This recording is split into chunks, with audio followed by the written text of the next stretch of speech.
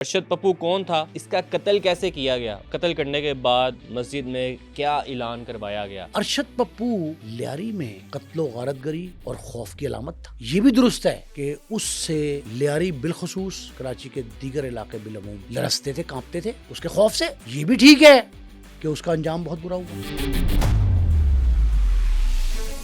اپنے مخالفین کو قبر سے نکال کے ان کی لاشوں کو سزا دیتا ہے۔ ڈرل، سروں میں سوراخ، کندھوں میں سوراخ، انگلیاں کاٹنا، سر کاٹ دینا، یہ اس کا موجد کہا جاتا ہے۔ کہا جاتا ہے کہ رحمان دکیت اور اس کی بڑی اچھی دوستی تھی ارشد پپو کی۔ ارشد پپو کی رحمان کی دوستی تھی۔ ارشد پپو کے والد حاجی لالو کی دوستی تھی دادل سے، نسل در نسل تعلق تھا ان کا۔ ارشد پپو نے سب سے بڑا جو بلنڈر مارا ہے، سب سے بڑی غلطی، وہ فاش غلطی ہے جو اس نے فیضو کو قتل کیا ہے۔ فیضو کے قتل کے بعد سردار عبدالرحمان نے یہ کہا کہ میں پہلے بھی کہتا تھا کہ ارشد پپو بہت خطرناک ہے، اور اب ہماری اس سے دشمنی شروع ہو گئی اور ہم فیضو کے قتل کا بدلہ لیں گے۔ ارشد پپو کے کیا سیاسی تعلقات بھی تھے؟ ارشد پپو کو کئی سیاسی گروہوں سے حمایت ملتی تھی۔ یہ سردار رحمان کی جگہ پہ سردار لیاری بننے کا خواہش مند تھا۔ لیاری کی درجنوں مساجد ہیں، ان میں یہ اعلان کروایا ارشد پپو کو قابو کر لیا گیا ہے، پکڑ لیا گیا ہے، جس نے جس کا انجام دیکھنا ہے آ جائے۔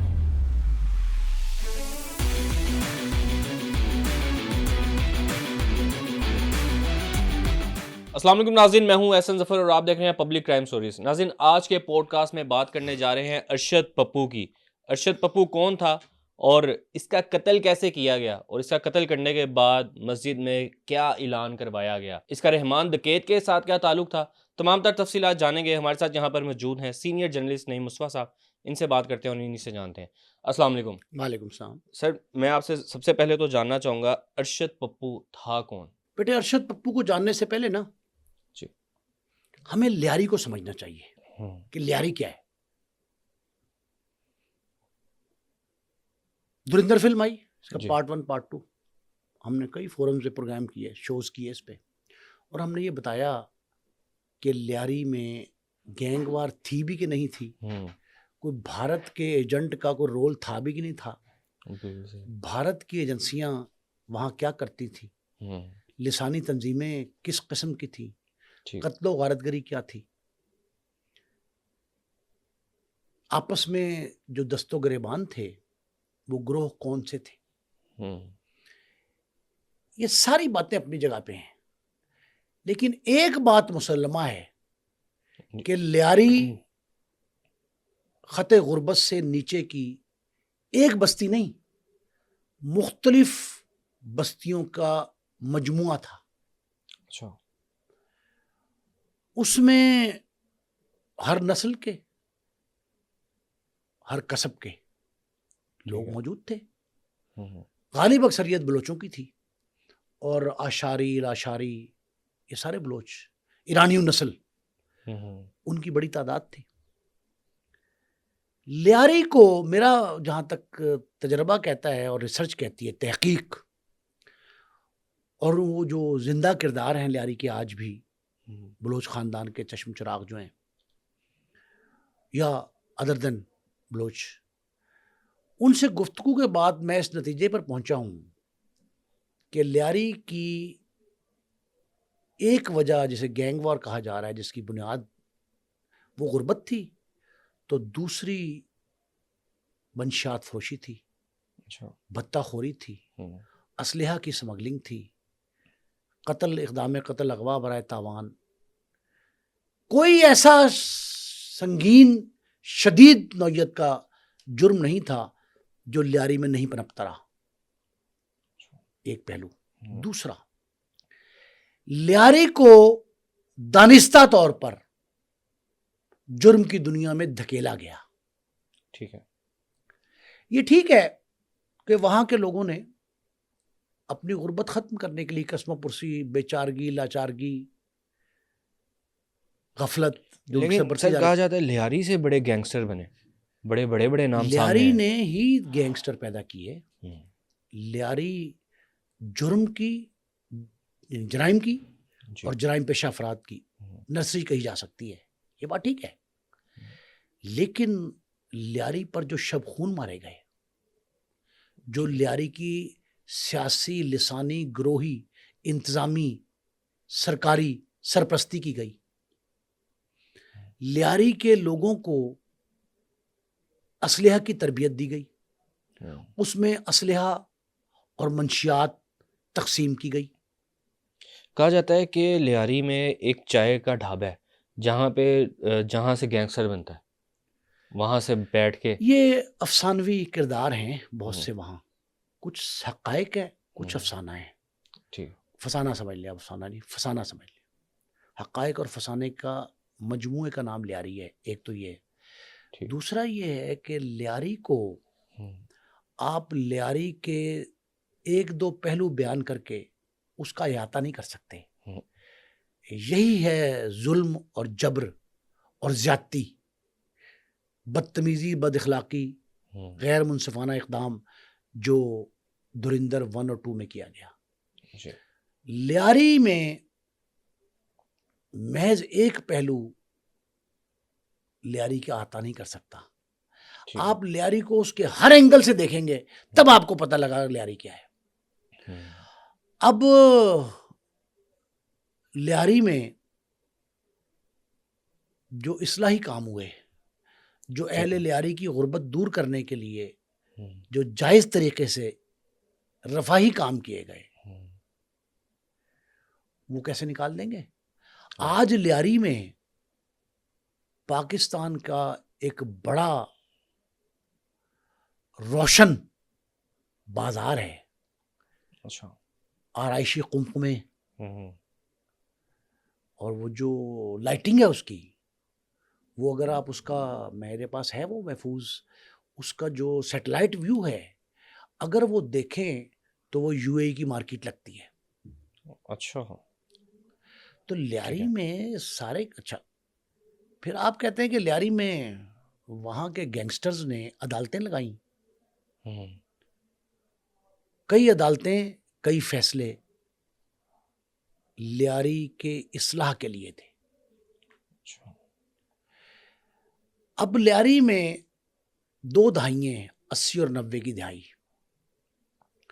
اس میں جو قتل و غارت گری ہوئی وہ لیاری میں بالخصوص ہے، لیکن کراچی میں بالعموم ہے. ہوں، کراچی کے بعض علاقے جو ہیں وہ اس خونریزی کا شکار رہے، اس سے متاثر ہوئے، یا اس کی وجہ سے کراچی متاثر ہوا. ایسے واقعات موجود ہیں. ہوں، تو ہم کراچی کو محض یہ کہہ کے ہوں، کہ جی گھٹنوں میں، دماغ میں، ٹخنوں میں، کندھوں میں ڈرل کیے گئے، سروں سے فٹ بال کھیلا گیا، جی. یہ کہانیاں بہت اچھی ہیں. ہوں، لیکن ان کہانیوں کے ساتھ ساتھ وہ کیوں نہیں بیان کی جاتی جو آج اور آج سے 30 سال پہلے کے لیاری میں فرق، تفاوت، ہوں، تفریق اس کو نمایاں کرتی ہیں. اب آپ یہ دیکھیں کہ آپ نے یہ کہا کہ ارشد پپو، جی. ارشد پپو لیاری کا کوئی مثبت کردار نہیں ہے، ہوں، منفی کردار ہے. اس جی. کے مقابلے میں سردار عبد الرحمان بلوچ، جسے رحمان ہوں، ڈکیت کہا اس فلم میں، جی. اس کے 2 پہلو ہیں. ہوں، ایک ٹھیک جرم ہے. سے لبریز ہے، دوسرا اخلاقیات اور اصلاح اور اخلاقیات دونوں سے بھرپور ہے. ہوں، صحیح ہے. اسی طرح عزیر بلوچ، زندہ کردار اس کا، لیاری کا، ٹھیک ہے. اس کی زندگی کے کئی پہلو. ہوں، اب ارشد پپو، یہ ٹھیک ہے لیاری میں قتل و غارت گری اور خوف کی علامت تھا، ہوں، یہ بھی درست ہے کہ اس سے لیاری بالخصوص کراچی کے دیگر علاقے بالعموم لرزتے تھے، کانپتے تھے اس کے خوف سے. ہوں، یہ بات ٹھیک ہے. ٹھیک ہے.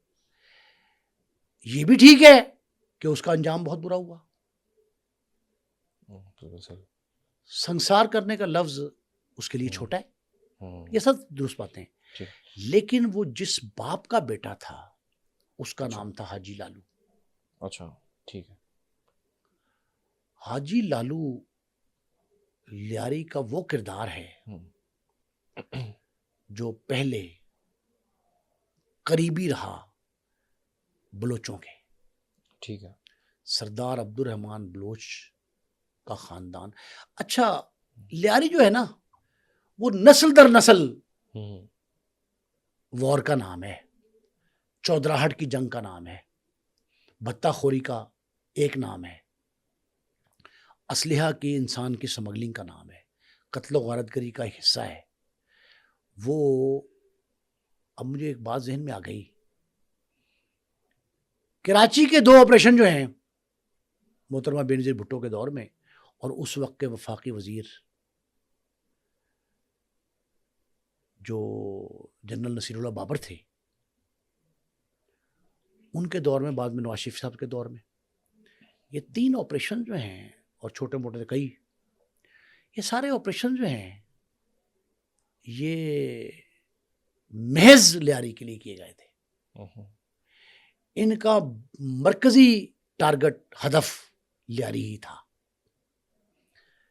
لیاری ایک دور میں نو گو ایریا بھی رہا. لوگ جاتے ہوئے ڈرتے تھے, گھبراتے تھے. وہاں ایک بڑے شخص سے تذکرہ کیا ایک جرنلسٹ نے کہ میں فلاں شخص کا انٹرویو کرنے جا رہا ہوں, ارشد پپو کا انٹرویو کرنا. اس نے کہا آپ نے نہیں جانا. اچھا, وہ کیوں؟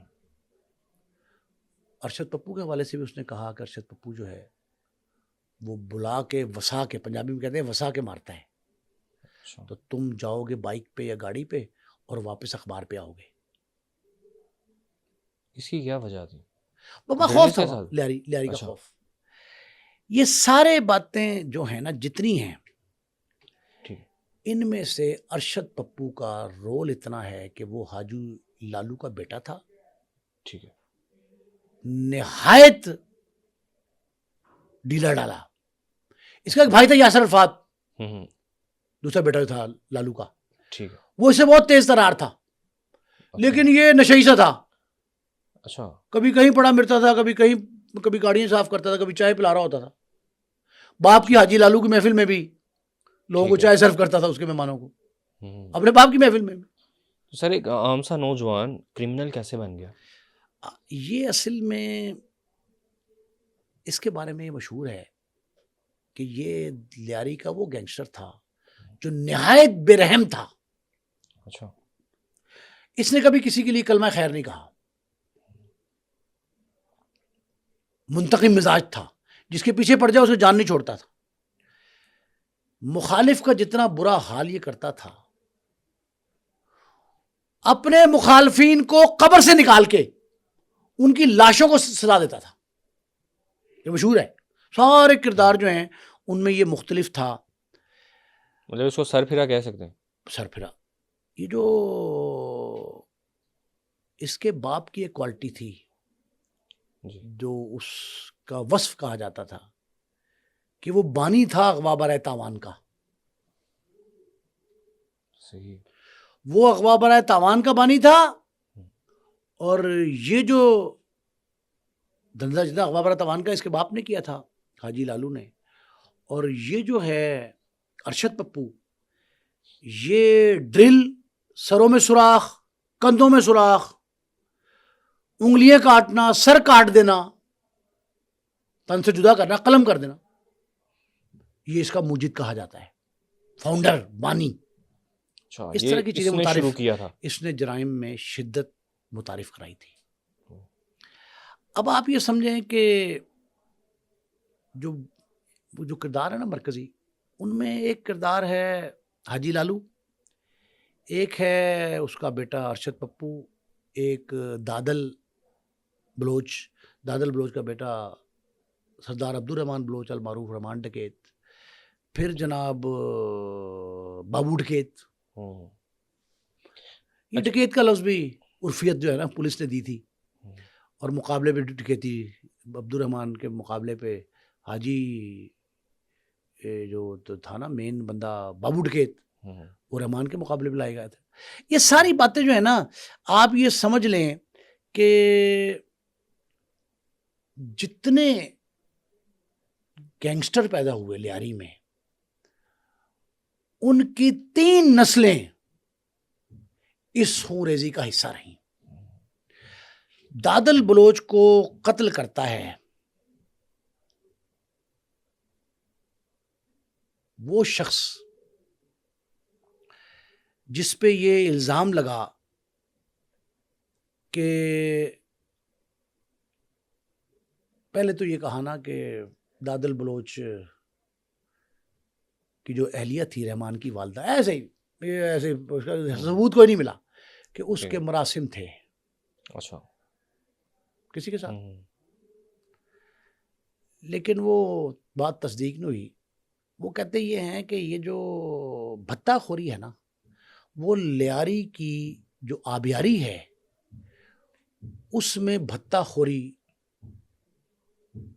کی بنیاد شامل ہے. بنیاد بھتہ خوری بنی. بھتہ خوری کی جو پانی دیا گیا نا بھتہ خوری کا لیاری کو، اس کی وجہ سے معاملہ خراب ہوا اور جو بھتہ خوری کی بنیاد پر ڈیتھ اسکواڈ تشکیل دیے گئے. باقاعدہ ڈیتھ اسکواڈ سے مختلف گروپوں کے، گینگوں کے، تنظیموں کے، جماعتوں کے، لسانیوں، سیاسیوں، جو بھی ہیں. سیاسی سرپرستی بھی رہی، لسانی سرپرستی بھی رہی، لیکن اس سرپرستی کے ساتھ ساتھ انہوں نے اپنے تنظیموں کے، جماعتوں کے گینگز ڈیتھ اسکواڈ میں بدل دیے تھے. یہ بھی لیاری کی ایک وصف کے طور پہ بیان کی جاتی ہے بات. اب ہوتا کیا ہے کہ جب یہ بے رحم تو تھا ارشد پپو، جب قتل ہوتا ہے دادل رحمان بلوچ، سردار عبد الرحمان بلوچ کا والد، تو اس کی وجہ بھی بھتہ خوری بنی ہے. اور وہ کیسے بنی؟ وہ ٹرانسپورٹرز کراچی میں انٹرنیشنل، کراچی اڈا جسے کہتے ہیں، کراچی اڈا بڑا مشہور ہے، انٹرنیشنل گوڈز ٹرانسپورٹ کا کام ہے. پاکستان کے اندرون پاکستان مختلف شہروں میں اور بیرون پاکستان بھی یہ سامان بک کرتے تھے، کبھی بحری جہاز پہ، کبھی ایروپلین پہ. اچھا سر، کہا جاتا ہے کہ رحمان کے تو اور اس کی بڑی اچھی دوستی تھی ارشد پپو کی. ارشد پپو کی رحمان کی دوستی تھی. ارشد پپو کے والد حاجی لالو کی دوستی تھی دادل سے، نسل در نسل تعلق تھا ان کا. اچھا، تو یہ لیکن بگاڑ دوستی پیدا ہوا، دشمنی میں کیسے بدل وہی گئی؟ بتانے لگا ہوں کہ جب کراچی میں ٹرانسپورٹ کا بزنس چمکنے لگا تو لیاری کی غربت دور کرنے کے خواب بھی چمکنے لگے. اہل لیاری کے جو سربراہان تھے، بلوچ قبائل اور دوسرے قبائل، ان کے سربراہان، انہوں نے، یہ پٹھان قبائل بھی تھے اس میں، انہوں نے یہ کہا کہ یہ جو ٹرانسپورٹر مختلف نسل، مختلف قومیت کے لوگ کراچی میں آ کر ٹرانسپورٹ کے ذریعے کمائی کرتے ہیں تو اس کمائی پہ اہل کراچی کا سب سے زیادہ حق ہے. اور اہل کراچی میں نمایاں کون ہے؟ اہل لیاری. تو اہل لیاری کو ملنا چاہیے. دادل کے جو منی کلیکٹر سمجھ لیں آپ، کلیکٹر جو پیسے اکٹھے کرتے تھے، وہ بھی بڑے بڑے گینگسٹر تھے جو دادل کو پیسے لا، کچھ تو آ جاتے تھے خود ہی ٹرانسپورٹر جا کے. پنجاب میں کہتے جگہ ٹیکس، ٹھیک ہے، کراچی میں کہتے کاروبار، روزگار، صحیح، اس کو کاروبار روزگار کہا جاتا ہے، لیکن عرف عام میں اسے بھتہ خوری کہتے ہیں. اب یہ سارے الفاظ وہ ہیں. سپاری کراچی کی زبان، بھتہ خوری کراچی کی زبان، اغوا برائے تاوان کراچی نے متعارف کرایا. اب یہ سارے ماموں جو، یہ جو جتنے معاملہ ہے نا، اس نے ایسے ایسے کام کیے جس کی وجہ سے معاملات خراب ہوتے گئے. تو اہل کراچی نے جب یہ مطالبہ کیا کہ ہمیں پیسے ملنے چاہیے کراچی والوں کو ٹرانسپورٹرز سے، اور وہ اسے کاروبار کہتے تھے کہ ہمارا حق ہے اس کاروبار پہ، تو وہ کراچی اڈے میں بسم اللہ ٹرانسپورٹر، بسم اللہ اڈا بڑا مشہور تھا. جس طرح لاہور میں اس کا بلا ٹرکوں والا کا اڈا مشہور ہے نا، پاکستان گوڈز، اسی طرح وہ مشہور تھا کراچی اڈے میں بسم اللہ. یہ ایسے معاملات تھے جس کی وجہ سے اب یہ عجیب سی بات ہے کہ پپو لیاری گینگ کے لیڈر کے طور پہ ابھرا. اس سے پہلے لیڈر کون تھا؟ دادل کا بیٹا عبد الرحمان، یہ لیڈر تھے.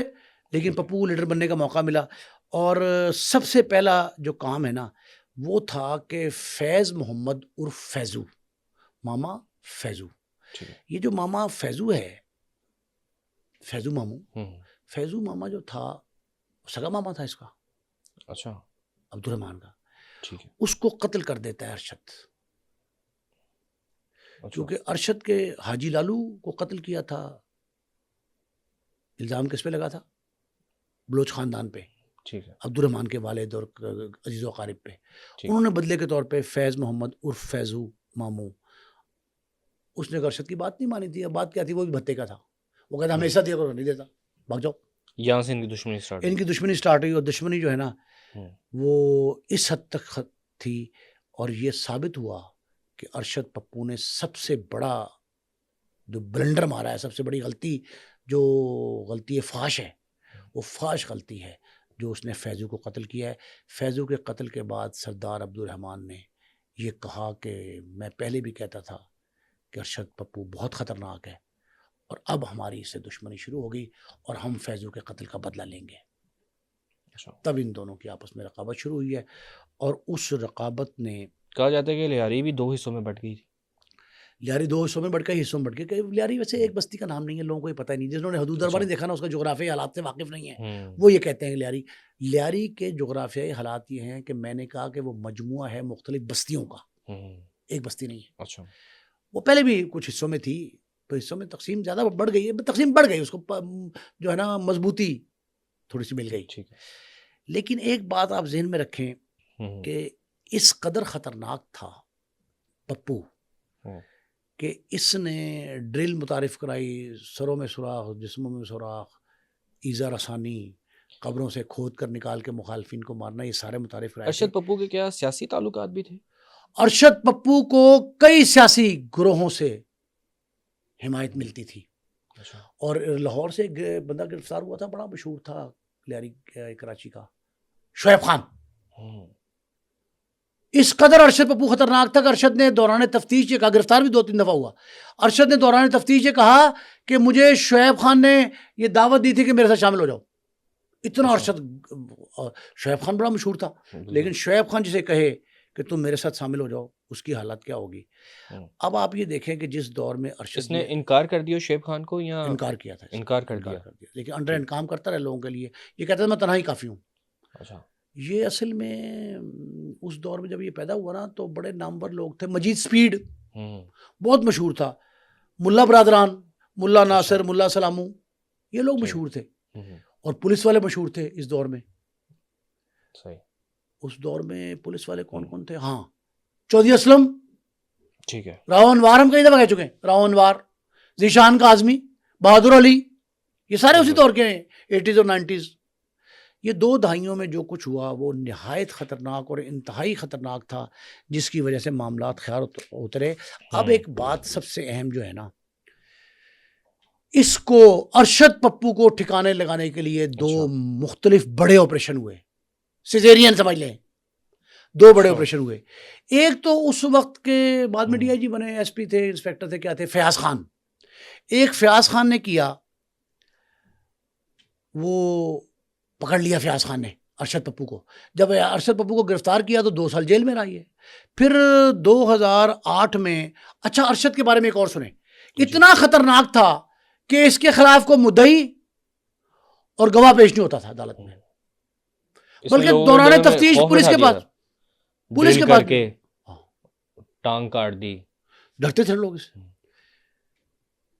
اس کے خلاف گواہ نہیں پیش ہوا. تو جب فیاض خان اس کو گرفتار کیا، کئی مقدمات پر اس پہ ڈالے، اس میں زیادہ تر کا پولیس مدعی استغاثہ پولیس کو ہوتا تھا. تو 2008 میں یہ باہر آ گیا، 2008 میں باہر آ گیا. کتنے سال جیل میں رہا؟ 2 سال صرف، 2 سوا 2 سال.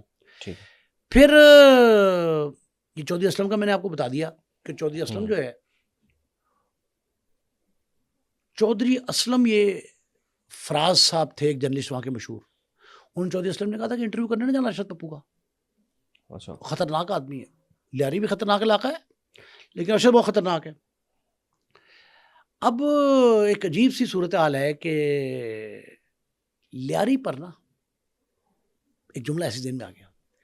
لیاری طویل عرصے تک سلطنت و بادشاہت میں رہا رحمان بلوچ کی, سردار عبد الرحمان کی, یعنی خوف طاری تھا عبد الرحمان کا اہل لیاری پر.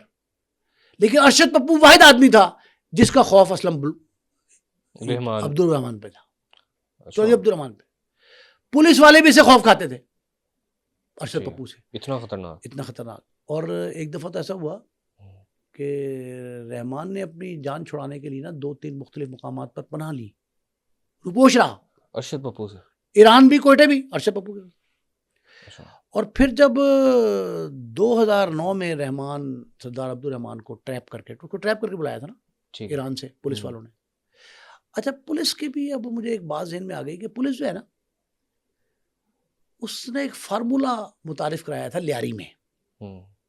مختلف نسل تھے نا جی, وہ کیا فارمولا؟ وہ فارمولا یہ تھا کہ بدماش کو بدماش سے لڑا دو, اچھا, گینگسٹر کو گینگسٹر کے سامنے کھڑا کر دو. یہ لیاری سے شروع ہوا تھا. لیاری سے انہوں نے کہا جی کہ بھتہ خور ہے, بھتہ خور سے ٹاکرا کراؤ, کوئی جگہ ٹیکس لیتا ہو جگہ ٹیکس والے سے ملا دو. اچھا, کوئی اگر ایذا رسانی کے ذریعے لوگوں کو اپنے مقاصد حاصل کرتا ہے تو اس طرح کا کوئی ایسا مین ہینڈلر تلاش کر لو. یہ مختلف باتیں تھیں. لیکن فی الحال جو ہے نا سب سے اہم وہ یہ تھا کہ جب 2009 میں سردار عبد الرحمان مارا جاتا ہے, پولیس نے ٹریپ کر کے بلایا اس کو اور ایک ڈیرے پہ جا کے مار دیا اور پھر لیاری میں والے کی, تو اس وقت اچانک یہ منظر عام پہ آ گیا. اچھا, کچھ دور روش رہا اور یہ رہا بھی ہو چکا تھا. ایک جیل کاٹا ہے بندہ ویسے ہوتا ہے, اس کے تعلقات بن گئے تھے. ارشد پپو جو ہے اس نے فوری طور پہ یہ کہا کہ اب میرے لیے موقع ہے کہ میں لیاری کا لیڈر بن جاؤں. لیاری کا لیڈر ختم ہو گیا سردار عبد الرحمان. اس نے لیاری کے لیڈر کے طور پر ایسا کام کیا کہ میں سردار عبد الرحمان کی جگہ لے لوں. اچھا, یہ سردار رحمان کی جگہ پہ سردار لیاری بننے کا خواہش مند تھا, اور یہ خواہش اس کی پوری تو نہیں ہوئی, لیکن کچھ عرصہ یہ وہاں کسی نہ کسی طریقے پہ بھتہ وصولی کا سب سے بڑا مسئلہ, منشیات کی سمگلنگ کا, اسلحہ کی سمگلنگ کا, اسلحے کی خرید و فروخت کا, منشیات کی خرید و فروخت کا دھندا کرتا رہا, اور لیاری میں اس کا طوطی بولتا رہا تھوڑے عرصے کے لیے. اس دوران یہ گرفتاری مخبری کس کی, رحمان کی, یہ سب نے کہا کہ یہ مخبری اور وہ ہے ارشد پپو کرتا ہے. اچھا, پولیس کو. ٹھیک ہے. ساتھ اور بھی کچھ لوگ تھے لیاری کے ہی, بلوچوں کے اپنے اندر, جو اچھا دشمن داری میں, انتقام میں, مخالفت میں, خوریزی میں, قتل و غارت گری میں مخبری کی بڑی اہمیت ہے. میں کئی فورمز پہ کہہ چکا ہوں کہ مخبری جو ہے نا وہ اکثر بندے کو لے ڈوبتی ہے, کہیں فلانے میں مخبری کی ہے. اور دشمن دار جو ہے وہ تو خاص کر اس بات کی بہت احتیاط اور دھیان کرتا ہے کہ ہمارے اندر مخبر نہیں ہونے چاہیے اور مخبری نہیں ہماری ہونی چاہیے. سردار عبد الرحمان کو اور اس کے ساتھیوں کو یہ بعد میں, اس کے مرنے کے بعد بھی اس کے ساتھیوں کو یہ خیال تھا, خدشہ تھا کہ یہ مخبری ہماری کرتا رہے. یہ لیڈر بننے کے لیے آیا. ٹھیک ہے. تو اس وقت بلوچ قبیلے نے رحمان کی جگہ پہ ثالثی, جرگا, پنچایت جو بھی نام دیں, اس میں سردار عزیر بلوچ کو اپنا سربراہ مان لیا. اچھا, Sardar Uzair Baloch was elected as the head of the Baloch قبائل. اوکے, ٹھیک ہے. بلوچ قبائل ایک قبیلہ نہیں, سارے لاشاری, آشاری, رند, بگٹی, جتنے بلوچ ہیں سب کا لیڈر بن گیا. جب وہ لیڈر بنا سردار عزیر بلوچ, تو اس نے کہا کہ عبد الرحمان کی مخبری کرنے والوں کو عبرت کا نشان بنا دیں گے. ٹکراؤ تیسری نسل میں آ گیا. ٹھیک ہے. دادل, لالو, بابو, عبد الرحمان, عزیر, ٹھیک ہے, ارشد پپو. یہ تیسری نسل میں جب یہ آیا, 80 اور 90 کی دہائی ہے, تو گینگ وار نے عروج حاصل کر لیا, بڑھوتی ملی گینگ وار کو 90 کی آخری میرا خیال 6-7 ماہ تھے آخری مئی جون سے لے کے آخر 6-7 ماہ میں اس کو وہ آیا. اور ابتدا میں تو دادل بلوچ، حاجی لالو، بابو، زہر بلوچ، ارشد پپو، عبد الرحمان، ان سب کا طوطی بولتا تھا باری باری، ایک ایک وقفے کے ساتھ، ایک ایک عہد میں. لیکن ارشد پپو ورسد عزیر بلوچ جو ہے وہ کہانی اتنی خطرناک ہے احسن کہ اس میں آئے روز کوئی نہ کوئی جو ہے وہ معاملہ اٹھتا رہا. کبھی کسی کا مارا جاتا، کبھی کسی کا مارا جاتا. لیکن ایک شخص جس کو پپو نے قتل کیا، اس نے لیاری میں خوریزی کو شدت دی، بڑھوتی دی. اور وہ سب سے خطرناک واقعہ تھا. کون سا شخص وہ تھا انور بھائی کا قتل. اچھا، یہ انور بھائی کون تھا؟ انور بھائی یہ بھی بلوچ کے باری سے تھا؟ رحمان کی بیوی کے ماموں تھے، ماموں کہتے تھے، ماموں ہی تھے سمجھے اس کے. ٹھیک. رحمان کے ماموں، رحمان کے بلکہ چچا تھے وہ. اچھا، ماموں چچا تھا. ٹھیک. انور اتنے شریف آدمی تھے، ان کا کوئی تعلق نہیں تھا دور دور سے بھی، نہ گینگ سے، نہ گینگ وار سے، نہ کسی قبیلے کی سرداری سے، نہ کسی قبیلے کی غداری سے. ان کا کوئی واسطہ ہی نہیں تھا. انور کو عجیب طریقے پر قتل کیا. یہ ہوا یہ کہ انہوں نے انور کو قتل کر کے نا چچا کو پہلے اغوا کیا، تشدد کیا اور فون کرایا سردار عبد الرحمان کو کہ یہ ہمارے قبضے میں ہے اور ہم اس پہ تشدد کر رہے ہیں، مار رہے ہیں. اس نے تصدیق کر دی. انور محبوس تھے، انہوں نے تصدیق کر دی کہ مجھے مارنے والے ہیں یہ ابھی. اس کے بعد میں اس کو جو فائر مارے نا، وہ فون آگے لگا کے آواز سنوائی اس کی چیخوں کی سردار عبد الرحمان کو کہ سنو اپنے چچا کا ہم کیا حال کر رہے ہیں، اور جو ہم سے بڑا ڈالتا ہے، پنجابی میں پنگا لیتا ہے، اس کا حشر ہم یہی کرتے ہیں. خطرناک باتیں تھی. اس نے لیاری میں آگ لگا دی اور پپو کے خلاف ہیٹرڈ کریٹ ہو گئی، نفرت ہو گئی. اور نفرت ایسی تھی کہ لوگوں نے یہ کہا جی کہ یہ جو جتنے قتل، اغوا برائے تاوان، بتہ خوری، اقدام قتل اور یہ جو بد اخلاقی کے جتنے مسائل ہیں نا، اس کی جڑ ارشد پپو ہے. پھر سرکاری سطح پہ یہ فیصلہ ہوا فروری 2006 میں کہ پپو کو لگام دی جائے. یہ پپو کے خلاف پہلا بڑا باقاعدہ پلانڈ آپریشن تھا فروری 2006 میں. جس پولیس افسر کو یہ کام سونپا گیا، اس نے یہ کہا اپنی ایک ویڈیو میں، ریکارڈنگ میں، انٹرویو میں، کہ مجھے یہ حکم ملا ہے اوپر سے کہ پپو، ارشد پپو کا بندوبست کرو. اب بندوبست کیسے کہتے ہیں پولیس کی زبان میں؟ کہ یہ ٹھکانے لگا دو، یہ گرست میں لے جاؤ، سافٹ ویئر اپڈیٹ کر دو آج کل کی زبان میں. وہ سافٹ ویئر اپڈیٹ کرنے کا جس پولیس افسر کو کام سونپا گیا، فرض ملا، اس نے کہا جی کہ میں نے فیصلہ کر لیا. ایک جگہ تھی کراچی کی، نیا آباد. نیا آباد کراچی میں ایک پوش بستی، نیو کراچی سمجھ لیں، نیو کراچی ایک نو آباد بستی، نیا آباد اس کو کہا. اس میں ایک امام بخش صاحب تھے، ان کے پاس سے اس کو پکڑا گیا. لیکن ایک بات میں آپ کو بتاؤں، میں نے مخبری کے نظام کی آپ کو بات کی ہے نا، کراچی میں اگر لیاری میں 20 گینگ تھے، 10 بڑے گینگسٹر ہوں گے. ان سب کے ساتھ پولیس نے ڈیلیبریٹلی اپنے 2-2 4-4 مخبر لائے ہوئے تھے. مخبری کا نیٹ ورک اتنا زبردست تھا ان کا، پولیس کا، کہ اب ان کو ایلیمینیٹ کرنا ہے، اپنے بندے بھرتی کر دیے ان کے ساتھ، ان تنظیموں میں، ان گروہوں میں، ان گینگسٹرز میں. اور وہ ہر وقت، اور اس دور میں جب یہ نئی نئی ایم کیو ایم بن رہی تھی، تب تو ایم کیو ایم میں بھی سنا کہ بہت سے مخبر انتظامیہ کے تھے، پینیٹریٹڈ، باقاعدہ گھسائے گئے. تو یہ ارشد پپو کی جو مخبری تھی نا پولیس کو، ایس ایچ او ہی بتاتا ہے، اس نے ایس ایچ او نے اپنی ریکارڈنگ بھی کی، وہ اپنی آپ بیتی میں لکھتا ہے ایس ایچ او اس وقت کا.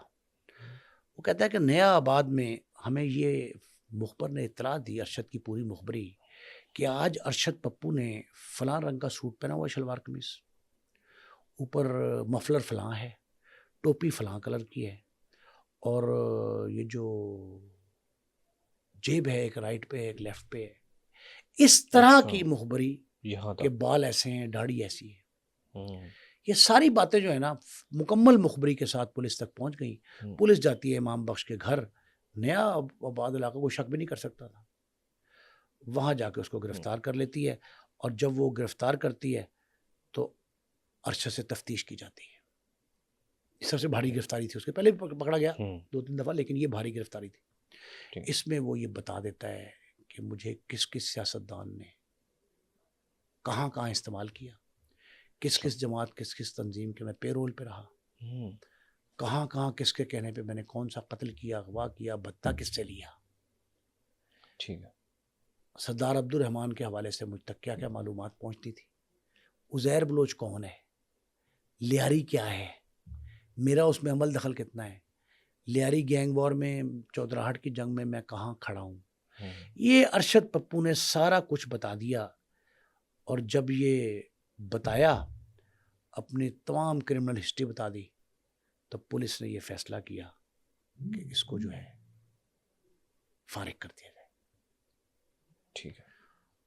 اور فارغ کرنے کی جو داستان ہے، آپ کے ناظرین کی اطلاع کے لیے، انفارمیشن کے لیے یہ کہہ رہا ہوں، فارغ کرنے کی جو ارشد پپو کی ہلاکت کی داستان ہے، وہ دنیا میں میرے خیال بالکل منفرد ہے، بالکل منفرد. اس کو اس کے بھائی، جو اس کا بھائی تھا غالباً یاسر تھا اس کا نام، اس کو، اور شیرا پٹھان بڑا مشہور تھا، گینگسٹر پٹھانوں کا تھا، جس سے اس نے ہاتھ ملائے تھے نا، ان میں سے ایک تھا. شیرا پٹھان اور اس کے 3 ساتھیوں، یعنی ایک بھائی، ایک شیرا پٹھان، ایک اور، اس سمیت پکڑا گیا. اور پکڑ کے ایک عجیب صورتحال یہ بنی کہ اس کی منادی کرائی گئی. اچھا. لیاری کی درجنوں مساجد ہیں، ان میں یہ اعلان کروایا گیا، پہلے ہوتا نہیں ہے فلاں کا بچہ گم ہو گیا ہے، جسے ملے اطلاع کر دے. ٹھیک ہے. تو اس میں اطلاع یہ تھی، کہتے ہیں جی فلاں کی وفات ہو گئی ہے، انتقال ہو گیا ہے، اس کے جنازے میں شرکت کریں، فلاں وقت پہ ہوگا. یہ اعلان ہوتا، منادی کی گئی کہ ارشد پپو کو قابو کر لیا گیا ہے، پکڑ لیا گیا ہے، جس نے جس کا انجام دیکھنا ہے ارشد کا آ جائے. اور کہا جاتا ہے کہ یہ ٹائم بھی سحری کا ٹائم تھا، سحری کا وقت، ساری رات یہ اعلان ہوتے رہے، ساری رات اعلان ہوئے. اچھا، ایک اور سنیں، بڑی اہم بات جو ہے، یہ اس کو ڈی ایچ اے کے ایک فلیٹ سے پکڑا گیا تھا 3-4 ساتھیوں سمیت. ٹھیک ہے. اور وہاں جو پکڑنے کے لیے پولیس پارٹی گئی تھی، اس میں اگر 5-6 پولیس کی گاڑیاں تھیں نا سرکاری، تو 10-12 گاڑیاں ڈبل، یعنی پرائیویٹ کاریں بڑی ڈالے ساتھ تھے. اس کا مطلب ہے کہ یہ صرف پولیس کا آپریشن نہیں تھا، یہ کوئی اور طرز کا آپریشن تھا. اب یہ فلیٹ سے پکڑا گیا، پہلے امام بخش کے گھر سے پکڑا گیا تھا، 3 ساتھیوں سے جب فلیٹ سے پکڑا گیا تو اسے گھسیٹتے ہوئے گاڑیوں میں ڈالا گیا، اور لیاری کے باہر مین شاہراہ پر اتار کے وہاں سے گھسیٹ کر لے جایا گیا. ان 6 بندوں کو جو پکڑا، موقع 6 پکڑے گئے تھے، جو 6 پکڑے گئے تھے ان کو پکڑنے کے لیے پولیس رسیاں بھی گھر سے لے کے گئی تھی. اچھا. ان کی مشکیں کس کے ان کو گھسیٹا گیا سرے بازار. ٹھیک ہے. اور جن رسی 2 کم پڑ گئیں تو انہی کے ہزار بند نکال کے، شلواروں کے، پائجاموں کے ہزار بند نکال کے ان سے ان کی مشکیں کسی گئی، باندھ دیا گیا. پھر لیاری میں یہ حشر ہوا کہ جس طرح شیطان کو کنکریاں ماری جاتی، انہوں نے کہا جی کہ جو شخص اپنا حصہ ڈالنا چاہتا ہے، یا جب تدفین ہوتی ہے کسی کی، اس کے بعد کہتے مٹی ڈالو، وہ ہر شخص کو مٹی ڈالنے کے لیے، پتھر مارنے کے لیے بلا لیا گیا. اور جس کے اب تھا ہجوم دوستاں، کس کس کا پتھر دیکھتا، اب سرنگو تھا اس لیے کیسے وہ منظر دیکھتا، تھا ہجوم دوستاں، کس کس کا پتھر دیکھتا، کس نے کیا مارا کچھ نہیں پتا. جب یہ سارا کچھ ہو گیا، پھر اس کا سر تن سے جدا کیا گیا. پھر وہ لیاری کی تاریخ لکھی گئی، جس کی ایسی شہادت تو موجود نہیں ہے، لوگ انکار بھی کرتے ہیں. اور وہ تاریخ یہ ہے کہ اس کے سر سے عزیر بلوچ اور اس کے ساتھیوں نے فٹ بال کھیلا اور کہا کیا کہا کہ آج ہم نے دادل بلوچ کا، عبد الرحمان بلوچ کا بدلہ لیا ہے. اس پر دردناک موت ہوئی. دردناک موت ایسی تھی کہ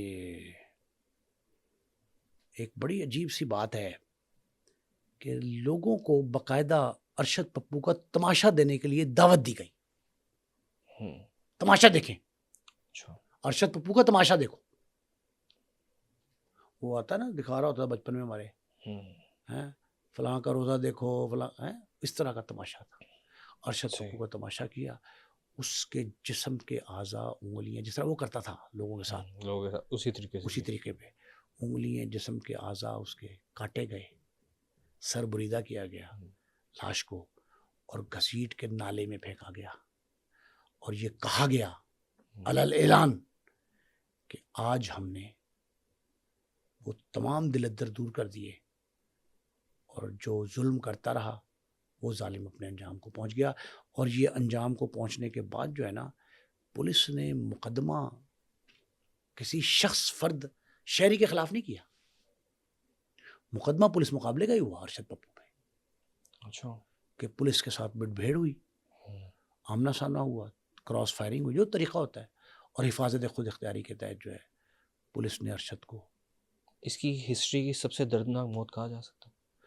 ہسٹری کی، دنیا عالم کی، پوری دنیا سب سے خطرناک، کربناک، صفا کی مبنی موت تھی. اور موت میں ایک بات عجیب سی یہ ہے کہ پولیس بھی کھڑی تماشا دیکھتی رہی. اب وہ جملہ جو پولیس والے نے کہا، جس کو ڈیوٹی تفویض کی گئی تھی ارشد کو، کہ مجھے یہ حکم ملا ہے کہ بندوبست کروں. اب یہ بندوبست کس قسم کا تھا؟ 2-3 دفعہ چھوٹ بھی گیا یہ سیاسی طور پہ.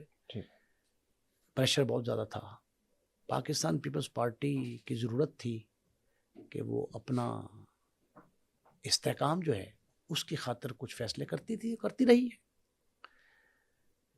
لیکن ایک بات بڑی اہم ہے، اس وقت کے تھے سردار نہیں، ان کا نام تھا، وزیر داخلہ تھے سندھ کے، ذوالفقار مرزا صاحب، جن کی اہلیہ قومی اسمبلی کی اسپیکر بنی، محترمہ ڈاکٹر فہمیدہ مرزا، بڑے نامور صنعتکار فیملی. ان کے حوالے سے منسوب ان سے ایک ویڈیو چلتی رہی جس میں یہ سردار ذوالفقار مرزا صاحب یہ کہتے ہیں کہ ہم نے جو آپ کو اسلحہ دیا ہے، جو لائسنس دیے اسلحے کے، وہ شادی بیاہ پر پٹاخوں کے استعمال کے دیے. کہ اس کا مقصد یہ تھا کہ آپ استعمال کرو نا اپنے مخالفوں پہ. اب مخالفوں پہ کس نے کیا استعمال کیا، یہ لیاری کی تاریخ ہے. اور اس لیاری کی تاریخ میں ایک منفرد باب جو ہے وہ ارشد پپو کا ہے. اور ارشد پپو کے منفرد جو باب میں اس کے والد حاجی لالو، اس کے بھائی یاسر عرفات، اور اس کے مخالفین سردار عبد الرحمان کا اور بابو ڈکیت کا، ان سب کا قصہ جو ہے نا وہ ثانوی ہے ارشد پپو کے مقابلے میں. بہت شکریہ سر آپ کے وقت کا، تھینک یو سو مچ. ناظرین، امید ہے آج کا پوڈ کاسٹ آپ کو پسند آیا ہوگا. اس طرح کے مزید پوڈ کاسٹ دیکھنے کے لیے پبلک کرائم سٹوریز کو سبسکرائب کیجیے اور مجھے دیجیے اجازت. اللہ حافظ.